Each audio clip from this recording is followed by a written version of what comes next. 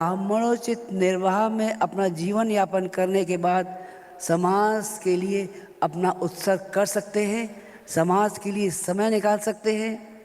ये वो समय था जिस समय शांति कुंज में आने के लिए और क्षेत्र में काम करने के लिए ऐसे लोगों की स्पर्धा चल गई थी। और जो आज आप विराट रूप देख रहे हैं, ये उसी मलाई को तैर के ऊपर आने के आमंत्रण पर है। लोगों ने गुरुदेव की वाणी को सुना, अंतरंग में ग्रहण किया और चल पड़े। वो लोग जो समाज के लिए अपना पेट काट कर देते रहे। लोगों ने ये नहीं सोचा कि हमारे घर में बालक है, अपने बालक के हिस्से के दूध के पैसे काट कर समाज के लिए दान दिए। हम तो थोड़े में गुजारा कर लेंगे, लेकिन समाज के हमारे दूसरे भाइयों बहनों का पेट भरा जाना चाहिए, चाहे वो आपदा का समय रहा हो। हमारे पास ऐसी चिट्ठियों इतिहास के लिए साक्षी रखी है जिसमें ये कहा गया, हम गुरुदेव ने कहा है अपनी रोटी मिल बांट कर खाएं ताकि तुम्हारे सभी भाई सुखी और प्रसन्न रह सके। हम तो आधी रोटी में गुजारा कर लेंगे, लेकिन हमारी बाकी आधी रोटी ये हमारे दूसरे भाइयों बहनों के लिए है। ये कठिन समय जब कोरोना का था, जिस समय लोगों को कुछ मिल नहीं रहा था, लेकिन लोगों ने फिर भी अपनी जेब में से पैसे निकाल निकाल कर समाज के लिए अर्पित कर दिया। राष्ट्रीय सुरक्षा कोष में दे दिया, बाकी चीज़ों में दे दिया।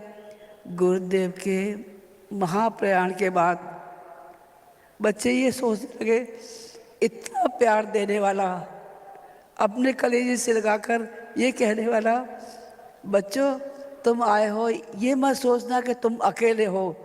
हर पल मैं तुम्हारे साथ हूँ, तुम्हारे हर कष्ट में, हर मुसीबत में तुम्हारे साथ रहूँगा। गुरुदेव के जाने के बाद सबको एकाकीपन लगने लगा। माता जी ने अपने आप में हिम्मत रखी और उठ खड़ी हुई, ये सोचकर कि कहीं ऐसा ना हो उनके बच्चे उनका उदास चेहरा देखकर परेशान हो जाएं।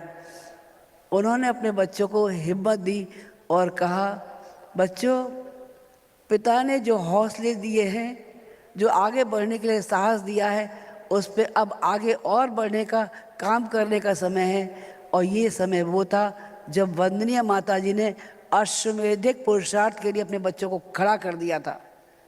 शारीरिक रूप से माता जी इतनी ज़्यादा समर्थ नहीं थी कि वो ज़्यादा भाग दौड़ कर पाती, लेकिन फिर भी उन्होंने अपने हर बच्चे को अश्वमेधिक पुरुषार्थ के लिए दौड़ा दौड़ा के जन जन तक पहुंचाया। आप में से पता नहीं कितने लोग सन 93 के आसपास के होंगे जो चित्रकूट अश्वमेध में गए होंगे। चित्रकूट अश्वमेध की एक घटना है। वंदनी माता जी वहाँ थी। बच्चों ने कहा, माता जी हम आपको कामदगिरी के दर्शन कराएंगे। यहाँ भगवान राम और सीता गुफा में रहा करते थे, वहाँ तपस्या किया करते थे। माता जी कहने लगी, बेटा तुम जानते हो मेरी शारीरिक स्थिति ऐसी नहीं है कि मैं सीढ़ी चढ़ सकूं या जहाज चढ़ सकूं। बच्चे कहने लगे, नहीं माता जी हम तो आपको लेके जाएंगे, हम भले ही कुर्सी पे ले जाएंगे पर ले जाएंगे। बच्चों ने जिद की, माता जी चली गई। जब वहाँ जाके मालूम पड़ा कि सीढ़ियाँ 60-65 से ज़्यादा हैं, माता बोली, बेटा मैं यहीं से प्रणाम कर लेती हूँ, मैं नहीं जाऊँगी। बच्चे ने जिद की, कुर्सी ला के रख दी, बोले माता जी आप केवल बैठ जाइए बस। माता जी बैठ गई। बच्चों ने कंधे पे उठा लिया कि हम लेके चलते हैं माता जी आपको कामदगिरी तक। माता जी ने एक ही बात कही, कंधे पे उठा ही लिया है तो अब नीचे मत उतारना।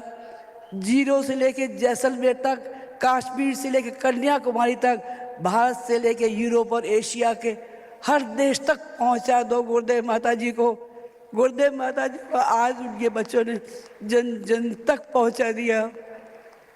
गुरुदेव माता जी हमेशा बच्चों को दिलासा देती रही, कहती रही, बेटा जब भी तुम्हारा मन उदास हो, माँ की एक बात याद रख लेना, जर्जर भवन आए दिन गिर जाया करते हैं, लेकिन वो भवन जिनकी नींव, जिनके आधार मजबूत होते हैं, वो भयंकर तूफानों में भी खड़े रहते हैं। समुद्र कितना ही गहरा क्यों न हो, कितने ही झंझावात क्यों न हो, लेकिन कुशल माझी नाव को पार ले जाया करते हैं। युद्ध कितना ही भयंकर क्यों न हो, कितनी ही मोर्चों पर लड़े जाने वाला क्यों न हो, लेकिन कुशल सेनापति उनको युद्ध में विजयी भी होते हैं और अपनी सेना का मनोबल भी बढ़ाते हैं। तुम हमारे बच्चे हो और हम हमेशा अपने बच्चों के साथ रहेंगे। पहले तुम जब आते रहे ये सोचते रहे कि आते हैं गुरुदेव माता से मिलते हैं, अपने दुख की, अपने दर्द की हर बात अपनी माँ अपने पिता से कहते हैं, लेकिन अब किससे कहे। विश्वास रखना, शांति कुंज के आंगन में जब कभी भी आप आए होंगे, उनका प्यार भरा हाथ आपके सिर पर घूमता हुआ चला गया होगा और कहता हुआ चला गया होगा, बेटा तू सुखी नहीं है, मैं कैसे सुखी हो सकती हूँ। मेरे तप का अंश, मेरे प्यार का अंश, हर अंश मेरे बच्चों के लिए सुरक्षित है। गुरुदेव माता जी हमेशा आज भी अपने साथ है और प्रसन्नता की बात यह है कि उनके बच्चे उनके प्यार पर आज अपना सब कुछ लुटा देने को तैयार बैठे हैं। इस जंगल में मंगल करने वाले हमारे भाई और बहनों को श्रद्धा भरी नमन स्वीकार हो। ओम शांति। इस शताब्दी वर्ष और पूज्य युग दृष्टा युगावतार जो कारक अवतार के रूप में इस धराधाम पर आए, पूज्य पंडित श्री राम शर्मा जी, और ऐसा लगता है उनके दिव्य तेजोमय शरीर में वेद माता गायत्री ने प्रवेश किया। भारतवर्ष में ही नहीं पूरे विश्व में यदि 24 गायत्री के पुरस्चरण किसी महापुरुष ने किए तो वो पूज्य पंडित आचार्य श्री राम शर्मा जी थे। पुण्य सलीला भगवती भागीरथी के पावन तट पर अखिल भारतीय विश्व गायत्री परिवार के द्वारा आयोज्य बसंत के आगमन से पूर्व, जहां इस समय विश्व की आध्यात्मिक राजधानी गंगा द्वार, हरिद्वार, हरद्वार इस समय पूरे शांति कुंज के उन साधकों से, किसी गली में जाओ, किसी मोहल्ले में जाओ, किसी सड़क पर जाओ, वहाँ पूरा गायत्रीमय बना हुआ है। मैं इसके लिए सर्वप्रथम परम श्रद्धेय पूज्य चरण युग दृष्टा युगावतार पूज्य आचार्य श्री राम शर्मा जी को प्रणाम करता हूँ, जिन्होंने हिमालय में कठोर साधना की। उनको मैं सत सत नमन करता हूँ। परम वंदनीय, परमादरणीय, जिनका हम अवतरण दिवस, प्राकट्य दिवस हर्षोल्लास के साथ मना रहे हैं, मैं परम वंदनीय पूज्य माँ भगवती जी को भी प्रणाम करता हूँ। अखंड ज्योति का ये 100 वर्ष पूर्ण होने पर इस शताब्दी वर्ष में मैं आपको निवेदन करना चाहता हूँ। यूँ तो भारतवर्ष में कई संस्थाएं काम कर रही हैं, लेकिन शांति कुंज ने अंतिम पंक्ति में बैठे हुए अंतिम व्यक्ति तक और घर घर में गायत्री मंत्र को पहुंचाया। इसके लिए मैं बहुत साधुवाद देता हूं। मैं आपको निवेदन करना चाहता हूं, श्रीमद् भगवत गीता में या श्रीमद् भागवत महापुराण में या वेदों में जिस दिव्य का वर्णन किया गया, जिस तेजोमय का वर्णन किया गया, हमें ऐसा महसूस होता है, हमें ऐसा लगता है कि माँ भगवती, वेद माता गायत्री आचार्य श्री राम शर्मा जी के भीतर प्रविष्ट करके ही ये सारा कार्य संपन्न करा रही है। और इसके मूल में हमारे देव संस्कृति विश्वविद्यालय के हमारे बहुत ही आत्मीय, हमारे संतों के लाडले चिन्मय पंड्या जी भारत में ही नहीं पूरे विश्व में शांति का संदेश दे रहे हैं और गायत्री मंत्र को घर घर तक पहुंचा रहे हैं। मैं निवेदन करूं, एक गायत्री मंत्र ऐसा है जिस पर अनुसंधान चल रहे हैं, प्रयोग चल रहे हैं। गायत्री मंत्र अब जापान के अंदर में गायत्री मंत्र की शक्ति को, उसकी पावर को एकत्रित किया गया और यंत्र के माध्यम से, ध्यान से सुनना, यंत्र के माध्यम से जब गायत्री मंत्र की शक्ति को एकत्रित किया गया, उससे उन्होंने कार चलाई। लोगों को आश्चर्य हुआ, क्या मंत्र के विज्ञान से कार चल सकती है? तो हमने कहा, जब जेम्स वाट भाप का इंजन बना सकता है भाप से, तो गायत्री मंत्र से कार क्यों नहीं चल सकती है? मैं आप सभी स्वयंसेवकों को साधुवाद देता हूं। एक निवेदन करना चाहता हूं आपसे। हमारे पूज्य प्रणव पंड्या जी, हमारे पूज्य चिन्मय पंड्या जी जिस मशाल को लेकर के चल रहे हैं, मैं ये कहना चाहता हूं, एक दीप तुम जलाओ, एक दीप हम जलाएं, एक अंधेरा तुम मिटाओ, एक अंधेरा हम मिटाएं। आओ इस अखंड दीप को अब ज्वाला बनाएं। अब ये ज्वाला बनाने का समय आ गया है, घर घर तक पहुंचाने का समय आ गया है। आज मैं एक निवेदन आपसे और करना चाहता हूं, वैदिक सनातन के लिए, वैदिक सनातन हिंदू धर्म के लिए जितना बड़ा कार्य इस राष्ट्र में शांति कुंज ने किया, हर क्षेत्र में लाखों लोगों को, ध्यान से सुनना, नवजीवन प्रदान करने वाला अगर कोई संस्थान है तो वो शांति कुंज है। चाहे वो शिक्षा के क्षेत्र में हो, चाहे वो चिकित्सा के क्षेत्र में हो। मैंने देखा है स्वयं अपनी आंखों से।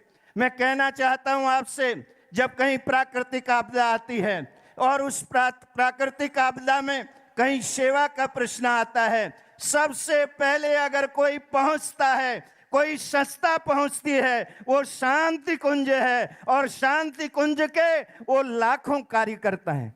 अरे ताली जरा जोरदार बजा दो ना, दोनों हाथ उठा के बजा दो ना। उत्साह बढ़ेगा, उत्साह में संवर्धन होगा। मैं एक निवेदन करना चाहता हूं, बहुत बड़ा कार्य इस समय हर क्षेत्र में यदि कोई संस्था कर रही है, वो शांति कुंज है। मैं कहा करता हूं, खान से निकली हुई हर चीज हीरा नहीं होती, चीनी से बनी हुई हर चीज सीरा नहीं होती। यो तो दुनिया में आती हैं लाखों हस्तियां, मगर हर हस्ती श्री राम शर्मा जी जैसी नहीं होती।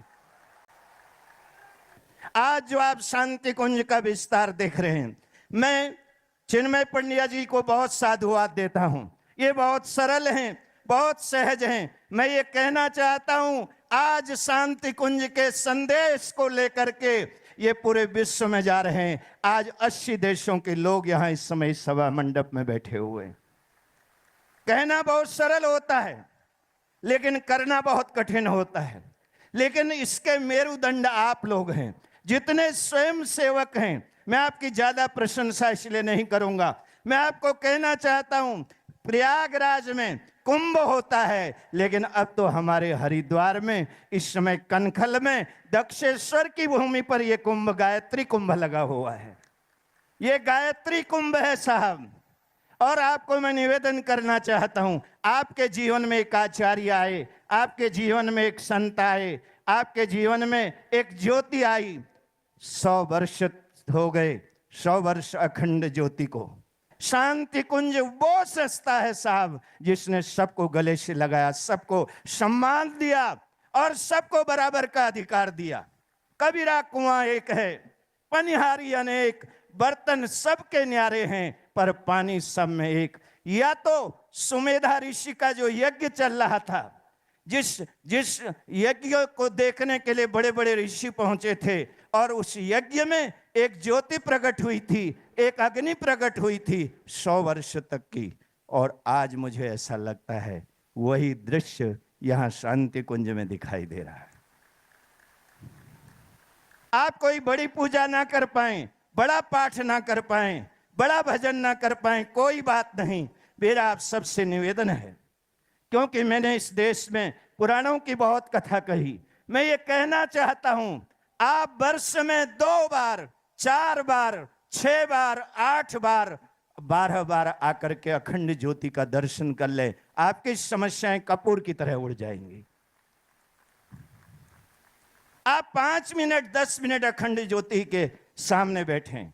महाराज श्री आज शांति कुंज के द्वारा जो सेवा के कार्य हो रहे हैं, हर क्षेत्र में, पर्यावरण के क्षेत्र में, शिक्षा के क्षेत्र में, चिकित्सा के क्षेत्र में, सेवा के क्षेत्र में, वास्तव में वो अतुलनीय है, वंदनीय है। मैं उन कार्यों के लिए अपनी ओर से, अपनी संस्था की ओर से शुभकामनाएं देता हूं।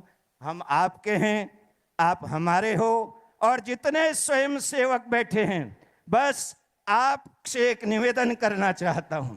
कितने लोग हैं जो इस ज्योति को ज्वाला बनाना चाहते हैं? हाथ खड़े करें।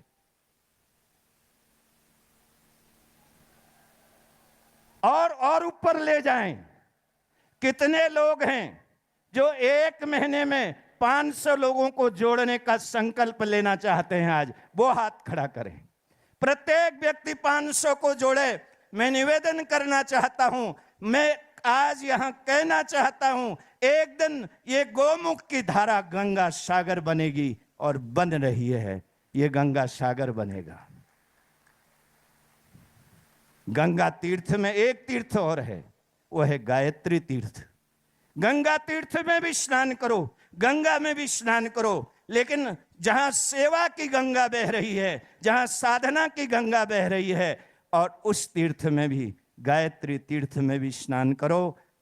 नाम तेरा रहे लब पे हरदम मेरे, दिल को तपसी ना हो चैन मिलता रहे, ये सितारे सारे जगमगाते रहें, तेरा बीमार करवट बदलता रहे। ये क्रम चलता रहे।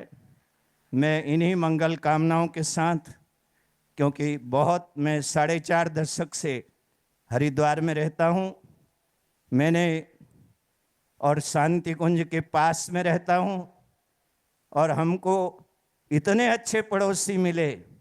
अच्छी पड़ोस पहले देखना। पड़ोस में कोई धार्मिक है तो उसके जो सूक्ष्म अणु हैं, परमाणु हैं, वो आपके जीवन को भी परिवर्तित करेंगे। और मैं निवेदन करना चाहता हूँ, मैंने डॉक्टर प्रणव पंड्या जी, हम लोगों ने बहुत सभाएं साथ में की हैं, और अब इस दल के जो नायक हैं वो चिन्मय पंड्या जी शांति कुंज के संदेश को घर घर पहुंचा रहे हैं। एक बार दोनों हाथ उठा करके बस इतना कह दो, तुम हमारे रहो, हम तुम्हारे रहें, तुम ना बदलो, जमाना बदलता रहे। ओम शांति शांति शांति।